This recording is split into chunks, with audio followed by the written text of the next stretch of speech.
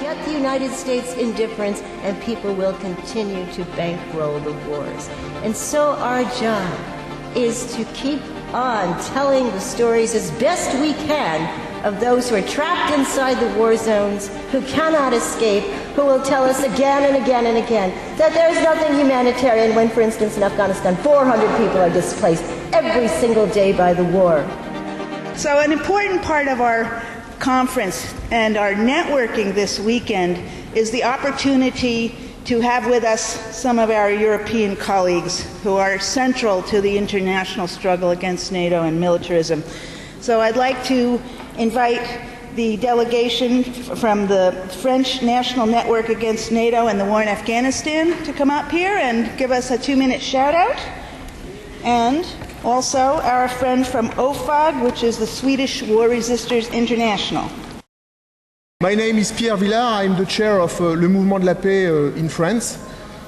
And my name is Claire Chastain. I represent the left progressive political forces in France against NATO, and especially the Communist Party, which is my party. And so in 2009, we deeply appreciated that English people American people came in Strasbourg to participate to the anti-NATO summit with us. So now we are very proud to be here to support your anti-NATO summit and to express our solidarity, the French solidarity, activist solidarity to the American people. Yeah, actually, I'm happy and I'm moved because we created our network in France 1 year before the Strasbourg summit. We were in Strasbourg, we went to Lisbon, now we're here, and I think it reflects how people are standing up and how the movement is worldwide now against NATO and against the war in Afghanistan. Okay. We would like to tell you that French groups are gathering all over the country this weekend to support you guys, to support this counter summit. The American Against the War? Yes. American Against the War, and our network in Paris on Monday night will be doing a demonstration in the city to support you. Okay.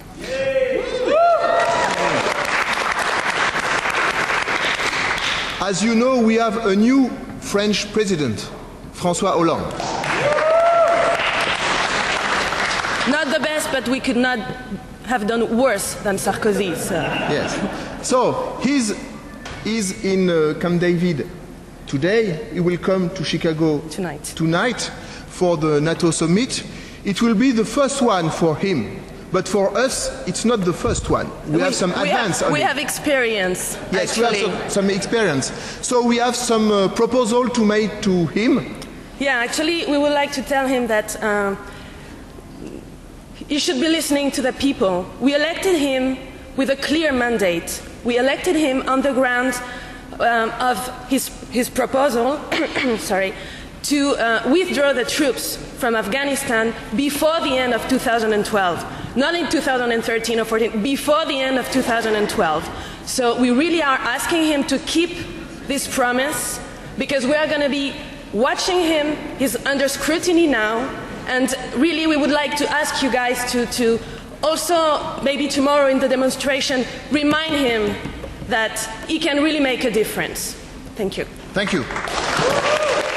I'd like to introduce Jose Olivares of Louder Than a Bomb.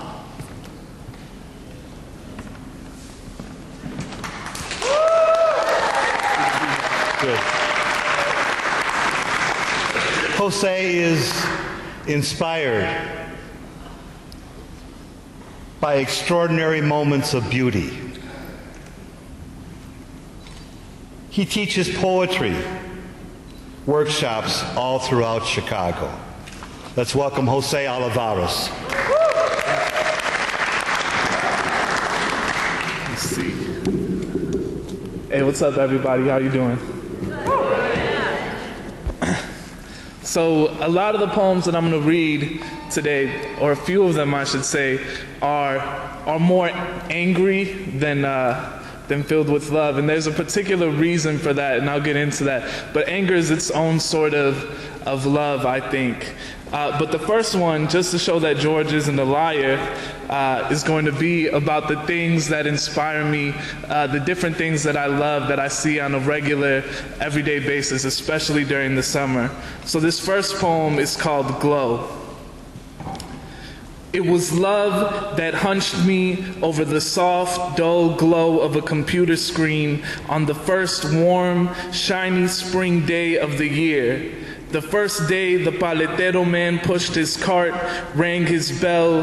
The first day of swishes and crossover dribbles, of double dutch and hopscotch, and I was an electric glow of technology, typing.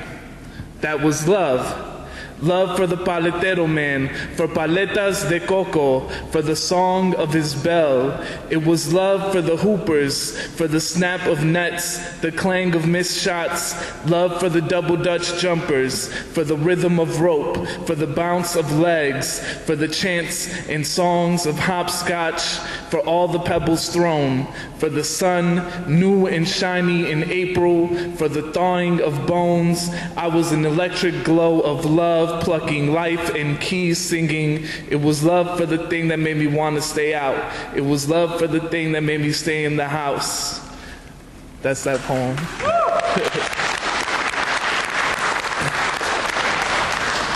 So these next three poems sort of go together, and I just recently published a chapbook, which is what you see me holding here, but about halfway through the writing of it, I found out that my family was going to be evicted from our house in Calumet City, Illinois. And so a lot of the poems that I wrote are sort of in response to like the immense amount of anger and fear and frustration that I felt in that moment. So this poem is called Amy Winehouse, and it starts with a quote from Amy Winehouse. The quote is, "I stay up, clean the house, at least I'm not drinking. Run around just so I don't have to think about thinking." Amy Winehouse. The answers never change. I'm good. How are you? Chillin'. How you been? Don't want to walk into your carefully carpeted living room with my mud-covered feet. Our emotional stability is a Jenga house of frailty. My dad builds his smiles out of empty cans of Tecate and old Pedro Infantes movies. My mom's laughs rest on a foundation of novela reruns and friendly gossip. Your eyes are standing on the messy floor of my cautious happiness. We ask, how are you? How you been? But don't really want to know. My family is being evicted in 3 months from the only home I've ever known. I clean my room to wipe away the eviction notice painted thick. 3 months from now, this room will be a Bank of America asset, my dust fresh, hovering like a ghost.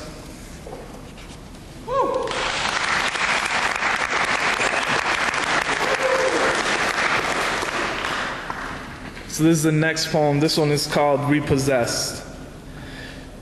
What do you do when your house is going to be repossessed? When that spot where you wrote your first poem is repossessed? Is the poem repossessed? Do I have to give you the journal where I scratched in permanent marker, U.S. out of Iraq? What do you do when those words are still true 9 years later, when you wish you had written Bank of America out of my fucking house? Do you want to repossess that too? What do you do when you gargle that word, repossessed? Spit it out 1,000 times and it still stains your teeth, pokes its ugly head out in your dreams. You're walking on the beach. It's a lovely day, walking on the beach, and a white zombie head worms out of the sand, tells you the sand is being repossessed. You kick the zombie head like a football. It bites down on your foot, tells you your foot is being repossessed. What do you do when you wake up and your house is still being repossessed? The truth is when you try to tell yourself it will be okay and a giant bird shits on your head and says, I live here now. I have the deed to prove it.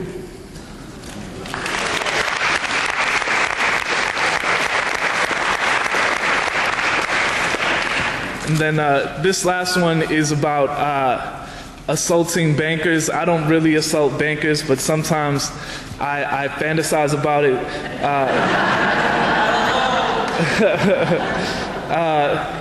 So this poem is called Done Running. I tell my friend Janine that I'm going to rob her banker friends.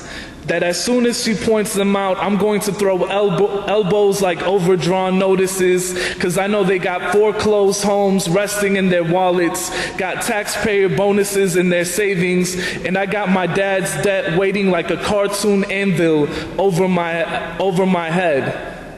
I awake with that anvil menacing my sleepy eyes. I go to lunch and have to be careful not to let the anvil cannonball into my SpaghettiOs. When I go on a date, I try to tuck the anvil under my napkin. I was born in a red ink river, and like that river, I've been running, mad ever since. That river is my blood. The anvil is a kite attached to my skin, and I'm tired of running. Told my friend I was going to rob her friends, release a swarm of roaches into their pantries, and watch them scream when they take a sleepy bite of cereal.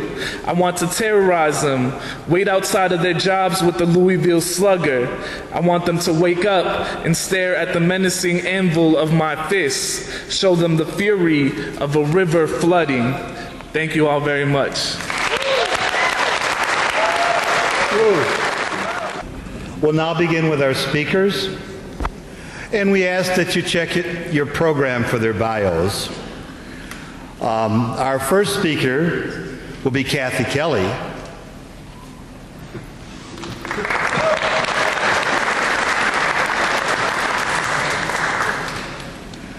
And then I have to say that Kathy, beyond being an icon in our peace movement, it was her personal stories about Iraq that motivated me to go to Iraq. It motivates my work.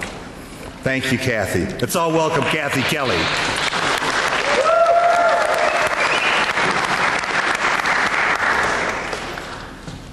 Well, good. Can I take this out? Hello, good morning to all of you. It's certainly a privilege to be here. And as I so often need to do, I want to start off on a sort of confessional note. I didn't pay much attention to NATO before it was revealed that they were coming to Chicago. And so I've had an upward learning curve about NATO, and that's been good for me and for many of us, I think, around the city. And that's one of the things in terms of the title of this plenary, in terms of imagining a better future. One crucial ingredient is to tell the truth about the reality that we're in, and it involves constant education of ourselves and others. So to our friends from Europe who followed NATO through Strasbourg and through Lisbon and now are here with us, thank you very much. And I would like to say something about that gathering in Lisbon, Portugal. From what we heard, and maybe you could tell us more later, the NATO heads of state and their entourages emerged from the NATO summit in Lisbon, Portugal, exultant, because the Asia Development Bank had said, we'll sign on the dotted line, we'll bankroll that pipeline that UNICAL had always envisioned, even back when Hamid Karzai, the president of Afghanistan, was on the board of UNICAL, a pipeline that would go from the Caspian Sea basin, where there are large deposits of natural gas and fossil fuel, and would be the conduit to bring those very precious resources through Afghanistan, through Pakistan, and into India. Now, it isn't that the United States, which now has the major shares in that pipeline, wants to bring the natural gas and the fossil fuels into our gas tanks here. It's that the United States wants to control the pricing and the flow of resources that you could expect China and Russia might wish to avail themselves of. And so why do we have 450 forward operating bases in Afghanistan? Why 3 new prisons still under construction as we're supposedly wrapping things up in Afghanistan? Why is the world's largest embassy now going to be located in Kabul instead of the largest embassy, which was previously in Iraq? Why is the United States planning to keep The Navy SEALs, the Marine Rangers, the Green Berets, some of the most fearsome and menacing trained warriors on the planet, stationed in Afghanistan, coupled with the drone surveillance and the drone attacks and the new, increasingly streamlined military plans from 2014 till 2025 and beyond. It's not because the United States is waging a humanitarian war.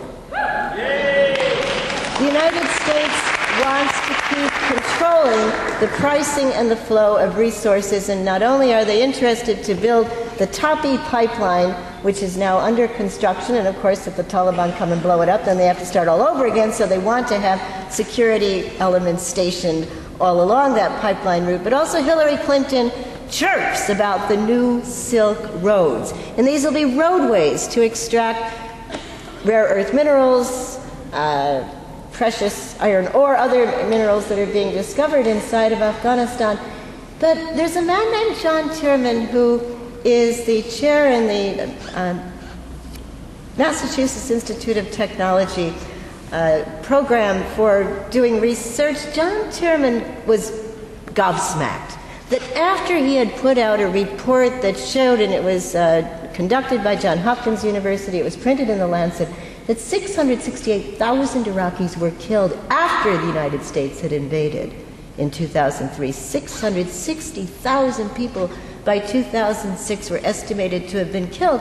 He releases the report, all of the documentation, all of the evidence, and there's not a whimper of response in the United States press. And so Tierman thought, I'm a researcher, I have to try to understand this. And he wrote a book called The Deaths of Others. And he believes that what the United States think tanks had concluded they must do in order to overcome the Vietnam syndrome, and many of us are old enough to remember that after the Vietnam War, there was a war weariness in this country. We did not want to see the United States in another quagmire of war. And so to overcome the Vietnam syndrome, take away the images, have an all-volunteer army, don't have a draft, and if you can persuade the U.S. public that it's actually a humanitarian war, you're just about home free. Now, humanitarian war, our Iraq vets against the war, Afghan vets against the war, you know that's an oxymoron. But let me quote my dearly beloved mother. She died in 2004. But when I came back from Baghdad in 2003, and it had been a long haul, all the many trips to try to break the economic sanctions. We lived there all through the shock and awe bombing, and then civil war seems like it's unpreventable. I came back and I was at her bedside, and my mother, who is a combination of Irish wit and Irish charm and Fox News, said to me, Kathy dear, what you don't understand is the people of Iraq could have gotten rid of Saddam Hussein a long time ago, and they ought to have done so, and they didn't. So we went in there and did it for them, and they ought to be grateful, and they're not. Case closed. Now this is what Fox News peddled to the U.S. public, and you see the same thing again in Afghanistan. Well, at least it's better than the Taliban. And what you can get if you can convince the U.S. public that somehow our wars, whether we're attacking people in Libya or Yemen or Afghanistan or Iraq or getting ready for Iran, that we're somehow creating a situation that's better for them than if they didn't have the U.S. troops, then what you get is indifference. Because people think, well, I don't really know too much about it, and people are probably better off with us than without us. And that's the plum. You get the United States indifference, and people will continue to bankroll the wars. And so our job is to keep on telling the stories as best we can of those who are trapped inside the war zones, who cannot escape, who will tell us again and again and again that there's nothing humanitarian when, for instance, in Afghanistan, 400 people are displaced every single day by the war. 250 children die of starvation every single day in Afghanistan. I was there in this past winter. Do you know, we were eyeing mounds of snow, wondering how long will it take for the snow to melt, because we didn't have running water, much less electricity. And if you don't have some kind of access to water, how can you flush down your own waste? And I started to understand how cholera breaks out. So 850 mothers bring the bundles. of their children, corpses, to the cemeteries every day in Afghanistan, and yet we're asked to believe that essentially the United States is there to protect the women in Afghanistan. Amnesty International is hosting this weekend on the 20th of May an event that will present Madeleine Albright speaking about rights for Afghan women, and they'll be calling for NATO to protect Afghan women. I don't believe it. We mustn't fall for it. And so our capacity to act as educators and truth tellers is one very, very important step we must take. But we also, and certainly do not fall for the electioneering tactic that will suggest that the troops are coming home. The United States is keeping troops in Afghanistan until 2024 and beyond. And then secondly, I think it's very important that we try to take actions commensurate to the crimes being committed. I would subscribe to nonviolent action always, but actions commensurate to the crimes being committed. We just walked here from Madison, Wisconsin, and the reason we chose Madison was because the people in Wisconsin have shown us a stick-to-itiveness, a tremendous refusal to walk away from the issues they're grappling with, so we wanted to start in that Madison Rotunda. Now, a walk is a walk in the park. It was wonderful to walk through Wisconsin and Illinois, so I don't hold that up as a kind of an action that's durable. It was good for us to do it, but I do want to ask all of us to consider upping the ante of the time frames that we're willing to devote to our actions. We know from Cairo, from Bahrain, from Tunisia, from Wisconsin, that you can't just plan a one-day event. We've got to get ourselves into that mode that says this is top priority. This displaces other actions, and if it means some inconvenience is going to happen, I'm not going to let inconvenience get in the way of acting in accord with my deepest values. I said that when I was in Australia, and somebody tweeted, Kathy Kelly said, never let incontinence get in the way of acting in accord. And somebody else, did she say that? Inconvenience. Third thing, I'll just tell you a brief story. I cannot explain this, but I have, among a number of neuroses, fear of edges. If I'm on a Chicago L platform and other people's children are near the edge, I want to grab them back, you know. I don't deal well with edges. So in Afghanistan, in the central highlands, walking through this beautiful mountainous area of Bamyan, there were many edges, and I thought I was doing pretty well until we came to a waterway that could only be crossed by walking the plank that seemed to be about 2 inches wide to me, and that was it. I turned into a statue. The left foot was not going to go in front of the right foot, and these kids realized, she's not going anywhere. So one of them jumped in the water. It was only about 3 feet deep. And he put up his long arms and he said, "My grandmother, I catch you." And then with one in front and one behind, I made it across this creek. Well, I offer you that as the image. It is not so much that we go into other areas to bring the munificence of what we've learned, but rather we go respectfully to listen and to learn. The Afghan Peace Volunteers, I've got some backup here in Jacob George, a veteran of the war in Afghanistan who was much beloved when he spent a good part of last summer with them. They have come up with this idea. And I'll just tell you quickly the genesis of it. 9 children, shepherds, were killed on a mountainside in Kunar. It was like a My Lai massacre. They were shot down by a combat brigade unit helicopter, shot down in cold blood. They were collecting twigs for fuel on a mountainside. And I wish I could tell you that was an aberration, but it's a regular occurrence that children are among the civilians killed by the U.S. troops. Well, the Afghan Peace Volunteers had a candle lighting ceremony in which they commemorated those 9 children by name. And one man erupted. Agaya Fida said, "Don't just name 9, name all 2 million people who've been killed." And he even accused the Afghan Peace Volunteers. He said, "You don't understand the risks we'll all be in if the Taliban return." And one of the young men politely said, "But Agaya Fida, my father was killed by the Taliban." And Fida was so angry, he said, "They should have killed you too." Well, the kids gasped. But they spent the evening trying to understand this man. What did he go through? What were his experiences of displacement and being a refugee and losing family members? And the next day I noticed there was one on either side of him, helping him cross a busy street that was mired in sludge and slime.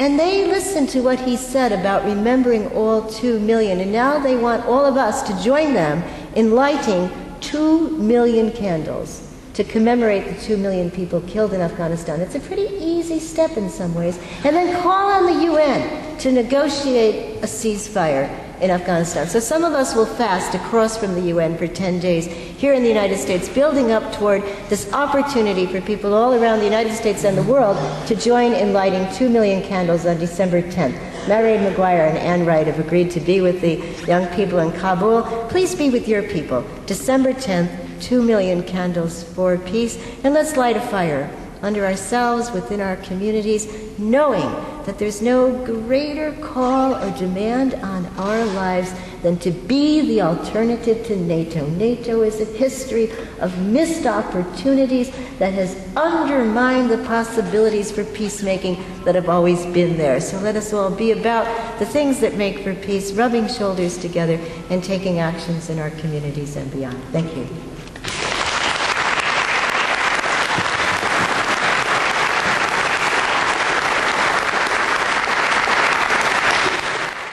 So it is my pleasure now to introduce Alejandro Villatoro.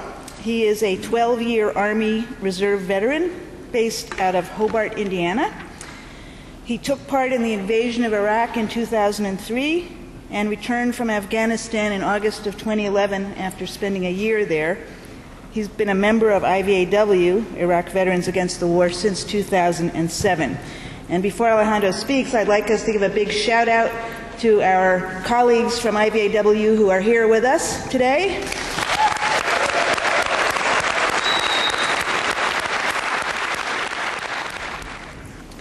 I would like to first thank each and every one of you for attending this morning to this summit, this counter summit, and taking responsibility as a citizen to ensure that our leaders of our country and other leaders of different countries to bring justice for all. And I think it's as a veteran, as a soldier, it's also our responsibility not to just stay loyal and true to our country and our military, but most of all, true and loyal to the American people. I was a bit nervous about today's speech, and I was debating on how to approach this and how to give the speech out. But as a fellow brother of mine told me, just speak from the heart, and that's what I will do.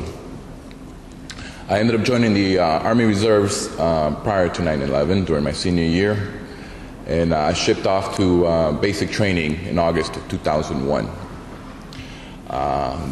During my training, I was conducting land navigation training out in the field. And in classroom, we had a few drill sergeants come in and told us what had happened in New York and in the Pentagon. At first, we took it as a joke. We thought it was just mind games as usual. But as it turned out, it was a serious matter. Prior to that, I remember showing up in my first day of basic training. There was this one short drill sergeant who would just barge into the Bay Area and just shout out, "Pray for war. Pray for war, pray for war." And it would just get all our adrenaline up. We wanted, someday, maybe some hope, become heroes and see action and come back as heroes. And when that 9/11 took place, he shouted, "We got our war. And men, this is your time to prove yourselves." And I took that to the heart.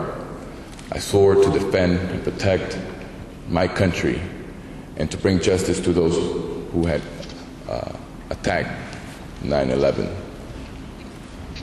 Ever since that day, the training became more intense. We had an enemy, we had a target, we had a purpose. And as soon as after graduating, I was determined to prepare myself and be ready to get deployed. And I was looking forward to go to Afghanistan. In December of 2002, I received orders to deploy to active duty, destination unknown. During my mobilization out of Fort Campbell, Kentucky, we were conducting training, preparing for our deployments using old tactics, probably from Vietnam, digging foxholes, setting up firing positions, and so on. Had nothing to do with urban training, no cultural awareness training, nothing, because we had no idea where we were going. A day prior to our flight, we were told our destination was Kuwait. At this time, we were becoming aware of the escalation of the situation in Iraq, and we had a feeling we were on our way there. From my understanding, from what I learned, from what I've been told, from what I've been instructed, is that Iraq was posing a threat to the U.S., that Iraq had weapons of mass destruction, and that they had Al-Qaeda links, possibly training camps that Al-Qaeda was using, and we were going to go there and to disarm Iraq. Believe me, I was determined to do that, and to just eliminate anybody that would stop me. I was part of a transportation company, and once we flew out of the country and landed in Kuwait, our first destination was in Camp Wolf in Kuwait. We were escorted to a tent where we received our briefing. It was roughly about 6 to 8 hours, and it had to do about everything that had to do about Iraq, as far as military equipment, geographics, wildlife, culture, religion, so on and so forth. To be honest with you, we were tired. We were just, it was after like a 16-hour flight, and none of us really attained that much information that was taught to us. They gave us pocketbook training, as far as smart books, as far as commands and how to pronounce words, but really we had no idea what we were up against. We ended up supporting 101st Infantry Division in 3rd ID, and we were forward support. We invaded Iraq, and believe me, it was just long hours, and just working hours, and just very little sleep. Not much food, no showers, and it's a sacrifice that we all made. And then it was an honor to serve with my fellow service members that were in my unit with me at that time. 3-4 weeks later, we come to realize we couldn't find weapons of mass destruction, and especially we couldn't find no Al-Qaeda links. Then we started hearing the phrase, liberating Iraq, Iraqi freedom, Operation Iraqi Freedom, free the Iraqi people from Saddam's regime. And it was upsetting, not just to me, but to many soldiers in our units. From what we understood, we didn't go there to liberate a country. It was to disarm a country that posed a threat to the U.S. But as we were, taught in basic training, don't question. Don't question what you're ordered. Just put your doubts behind and just continue mission. And that's what I did. I didn't want to have doubts. I trusted. I had faith in my chain of command, in my leaders in Washington. After coming back, I wasn't sure what happened or what I did. I didn't feel like I accomplished anything. But I still wanted to be proud for what I did. And, throughout the time, I just continued to try to live a normal life as much as I could. It was difficult. And during once my 6-year term in the Army Reserve was coming up, many of the soldiers that were in my unit, especially sergeants, had left the service. And so there was a dire need of leadership in my unit in the future. And at that time, I was going through economical hardship due to my heavy drinking. So they offered me a $15,000 bonus if I enlisted for 6 more years, and they were going to promote me to sergeant. And then they encouraged me that I would be a good leader for the unit, just for if we get to deploy in the future, which is most likely. And I felt like the Army needed me, and I still believed that we could win this war on terrorism. I still believe that there was such a threat. I ended up re-enlisting, sent me off to the NCO Academy, the Non-Commissioned Officer Academy, and I took the initiative to learn as much as I could about these wars. What were the obstacles? What was taking so long? What was prolonging this war? Where were the terrorists? Where was Al-Qaeda? And that led me to understanding what the military-industrial complex was, to the history of wars ever since the Civil War. And then in the end, I started questioning religion. I ended up losing faith in the military, faith in my country, and faith in my own God. I fell into a deep depression because then I learned that close to 800,000 at that time Iraqi people died unnecessarily. I helped fuel that fire. I was transporting all the ammunition, the petroleum, the weapons, the soldiers. I was not proud of what I did, and I regretted it. I remained silent. I wasn't sure what position to take.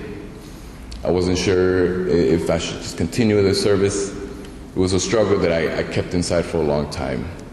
And that's when I found IBAW, where other veterans felt the same way. There was something wrong with what we were doing. In early 2010, we received a warning order to deploy to Afghanistan. And at that time, I was struggling if I should file for conscientious objection or not. It's a year process, at least a year process. And in the meantime, I have to continue my service.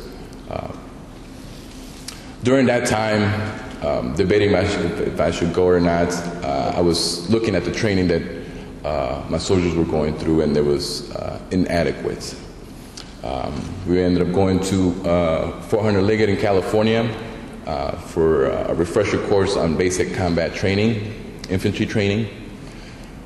And then we had a 2-week training in Camp Atterbury, Indiana, which was disastrous.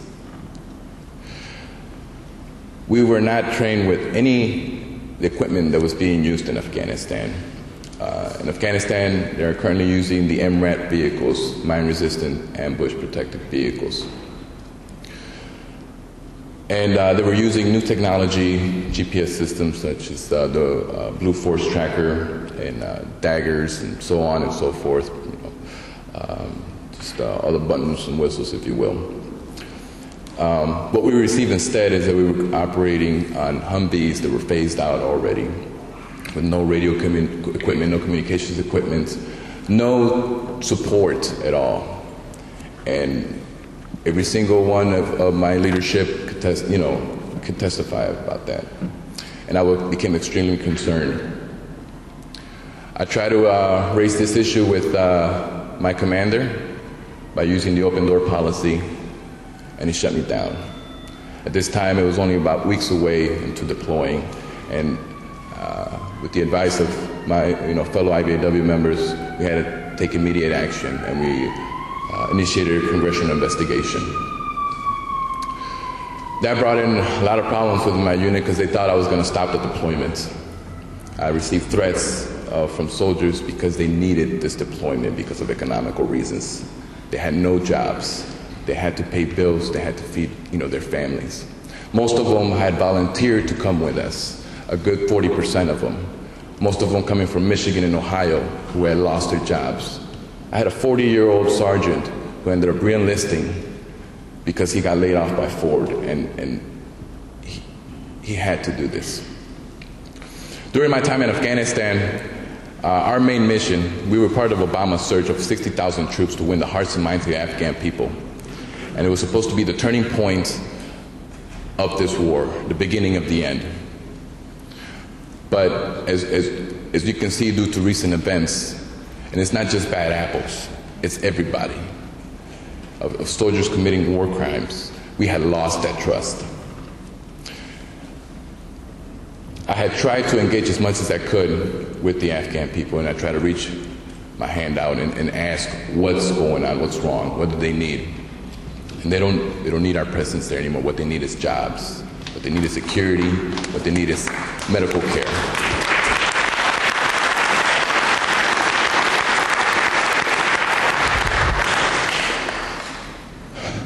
We're putting pressure on the Afghan military to take over, but yet we don't offer no support.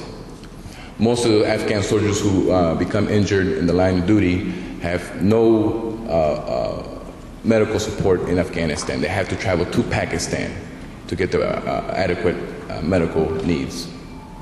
Some of them don't have pensions, so there's just problems with pensions. And they don't feed them in hospitals. They have to beg for food, or they have to while they're being hospitalized. There was a report by Lieutenant Colonel Daniel Davis, who was at the same time doing in 2010 and 11 doing an assessment about the progress in Afghanistan, and it was to report back to the Pentagon. In his report, he concluded that in our presence there in the last 9-10 years, we had failed. We have done nothing for Afghanistan. He had questioned one of the Afghan generals if they're ready to take over a certain section and provide security in Afghanistan. He laughed at him and says, you know, my men are not ready to do this. They're not prepared to fight. And if you compare soldiers with 12-foot armored trucks, with big weapons, armored equipment, ballistic equipment, and we have the Afghan army driving in pickup trucks with very little protection. Obviously, they're scared. As far as NATO has failed to do anything for the Afghan people. There has been no progress, and I had met many Afghans who had traveled miles away, days away, to try to seek a job, and they keep losing, and they can't attain a job. I'm asking, the reason I'm returning my medals tomorrow is because, you know, I didn't accomplish anything. They awarded me some medals just for my participation, but it did not do any help. I learned that there is no such threat as terrorism. There are no terrorists. What we're doing is waging war against the people, against civilians, innocent people who are desperate to survive. Thank you.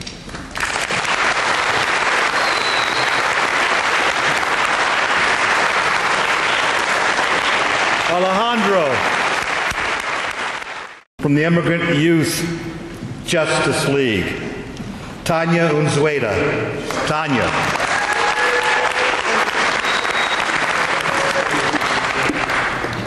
Yeah, that's not going to work this tall. Thank you. Thank you. Thinking about the future is a difficult thing. Even now as I speak to you, I don't know whether in the near future I will find myself in this country.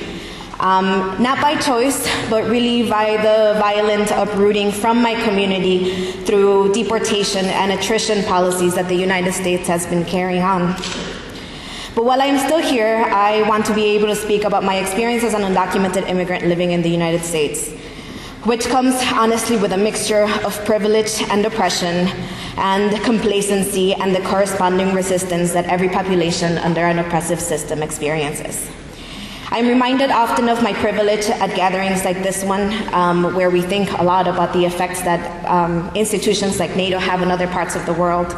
I know that I am privileged to live in the US, that I have, if anything, limited freedom of speech, but that there are no bombs outside of my house or hanging bodies from a bridge when I wake up in the morning. I know that personally I have had access to education, high school and college, and that is the result not just of benefactory policies from the United States, but the result of civil rights struggles, not for all people, but specifically for people who are undocumented and people of color in the country.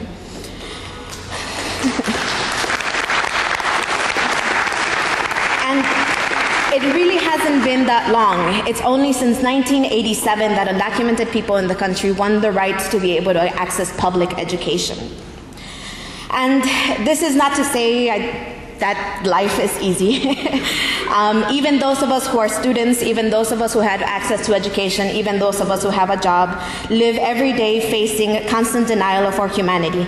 Not being able to travel, not being able to vote, not being able to participate in so many things in our everyday world. Often having to justify our existence or decisions or political analysis or positions within social justice movements. And so we have organized immigrant rights communities, social justice communities, immigrant rights advocates, but lately, importantly, undocumented people. I'm part of two organizations, mainly one here that works in Chicago called the Immigrant Youth Justice League, and nationally we're part of a network of undocumented youth-led organizations called the National Immigrant Youth Alliance. And these organizations believe in the power of undocumented organized communities. We believe in the power of self-determination, of self-representation, and a movement that is led by those who are most directly affected by the legislations that we are fighting. And so we have organized various strategies that include civil disobediences with undocumented immigrants, where those who are getting arrested are literally risking deportation. And what we're trying to do is highlight in public what the government does every day at night when the cameras are not looking. We have also organized anti-deportation campaigns to address the 400,000 deportations that take place every year and the 1 million deportations that have taken place just under President Obama, the president who has deported the most people in US history. We also advocate for a change in the law because we shouldn't underestimate the anger and pain that it feels to live without papers. And please understand that our relationship with the law is somewhat complex because while I am angry at the system and really have for a long time resisted the idea that I'd want to be a US citizen, it really doesn't feel good to live without papers. In the last couple of years, we've been advocating for several different legislations, in particular the Development, Relief, and Education for Alien Minors Act, or the DREAM Act. And if you'll allow me, I want to spend just a minute or two on this bill because it's been such a strong piece of the relationship really between the undocumented youth movement and the social justice communities. The DREAM Act is a legislation that started in 2001 that proposes a path to legalization for undocumented young people who came to the United States before the age of 15, who've completed US high school, who have good moral characters, and originally it only included 2 years of university. Over the years, it's also included 2 years in the military. I should say that the current version of the bill doesn't include the military, but we think it's probably going to go back in as people negotiate what's happening. For us, standing for the DREAM Act has nothing to do with war. In fact, some of us say yes to DREAM Act, no to war. It has to do more with access to life, access to being part of a society for those of us who are undocumented. I am an anti-war activist, even though I support the right of undocumented people to enter the army. I believe that we should be able to convince them as a social justice movement that the war is bad, that they are being lied to, but not block legislatively their path to opportunities. Opportunities? Well. In the last couple of years, the DREAM Act, last December 18th, 2011, the DREAM Act failed a vote in legislation. And I think a lot of us at that moment started to question our reliance on legislation and our reliance on being able to access right through legislation. We were angry that legislators who had been fighting for the DREAM Act had been blaming our parents. A lot of legislators who called themselves immigrant rights advocates, for example, would say, it's not their fault, they came here as children, it's their parents' fault. And so what we would ask is, does that mean then deport them? And so that's how we came up with this idea of talking not just about being undocumented, unafraid, but also unapologetic.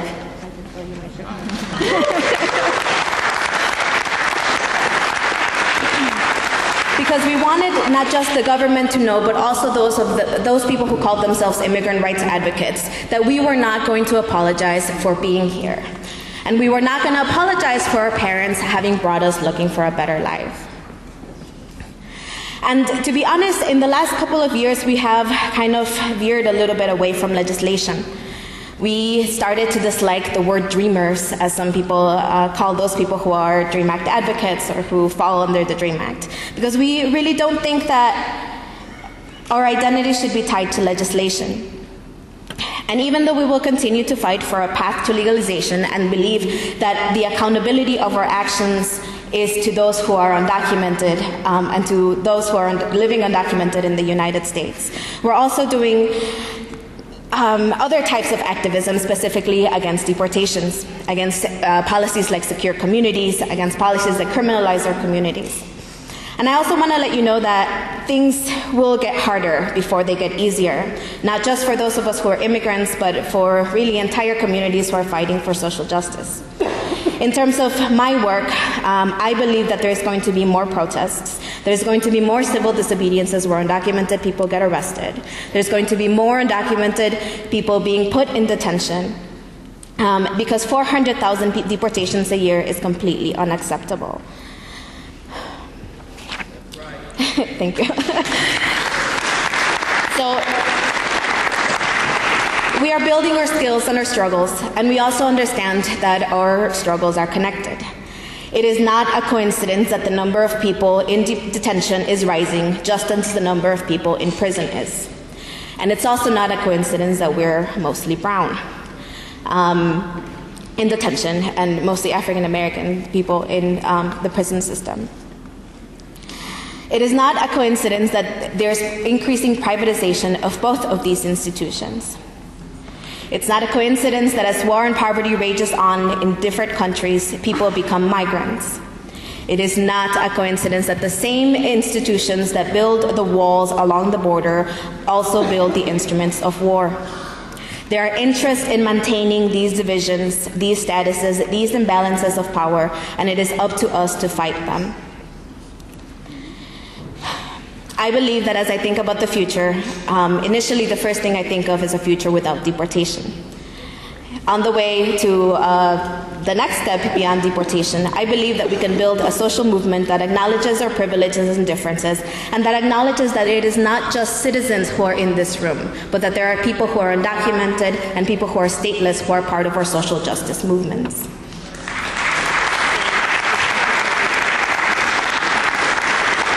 I believe that we can build a movement that doesn't want to speak for others, but that fights for others to have the same access to speaking for themselves. And to build a struggle, a world that acknowledges peace, justice, and dignity for all people of the world. Gracias.